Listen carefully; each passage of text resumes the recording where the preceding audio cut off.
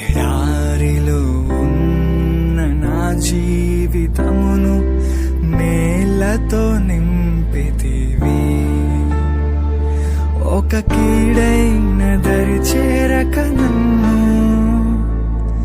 తండ్రిగా కాచావ స్తోత్రం.